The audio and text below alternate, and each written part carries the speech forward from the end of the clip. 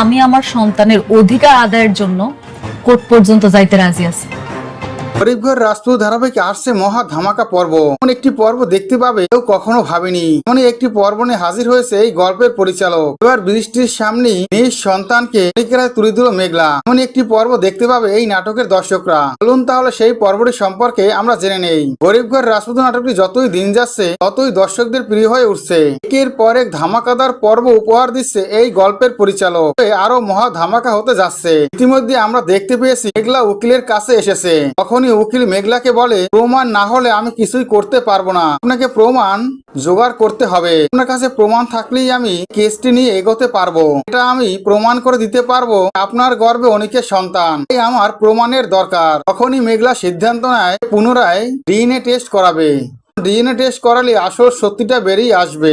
আগে যে ডিএনএ টেস্টটি করিয়েছিল হয়তোবা ভুল এসেছে, তাকে নতুন করে আবারও ডিএনএ টেস্ট করাতে হবে। এই কথা ভেবেই মেঘলা নতুন করে আবারও ডিএনএ টেস্ট করাতে হসপিটালে ছুটে যায়। মেঘলা হসপিটালে গিয়ে ডিএনএ টেস্ট করায়। আর তখন দেখা যায় ডিএনএ টেস্টের রিপোর্টে স্পষ্ট বোঝা যায় মেঘলার গর্ভে যে সন্তান রয়েছে সন্তানের বাবা অনিক। এরপরই মেঘলা অনিকের কাছে ফোন করে আর অনিককে সবটা জানায়। কিন্তু অনিক মেঘলার কথা বিশ্বাস করে না।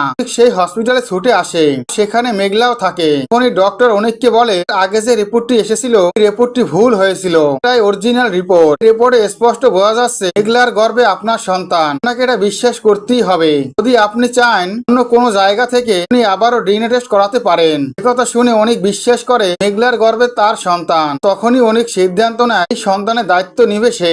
এরপরই দেখা যায় একদিন অসুস্থ হয়ে পড়ে মেঘলা। মেঘলা অসুস্থ হয়ে পড়লে মেঘলার কাছে ছুটে যায় অনেক। মেঘলাকে নিয়ে হসপিটালে ছুটে আসে। মেঘলাকে নিয়ে হসপিটালে এসে তড়িঘড়ি করে হসপিটালে ভর্তি করা হয় মেঘলাকে। এরপরই দেখা যায় মেঘলা মা হয়। অন্যদিকে বৃষ্টি জানতে পারে মেঘলার কাছে ছুটে গেছে অনিক। এখানে বৃষ্টি ছুটে আসে। এরপরই মেঘলা বাহিরে বের হয়ে আসে, বৃষ্টির সামনেই সন্তানকে অনিকের হাতে তুলে দেয়। দৃশ্যটি দেখে অবাক হয়ে যায় বৃষ্টি। গরিবঘর রাজপুত নাটক দর্শকরা এমন একটি পর্ব দেখতে পাবে। ভিডিওটি ভালো লাগলে অবশ্যই একটি লাইক করুন। গরিবঘর রাজপুত নাটকের পরবর্তী আপডেট পাওয়ার জন্য আমার চ্যানেলটি সাবস্ক্রাইব করে বেল আইকন অন করে রেখো। ধন্যবাদ।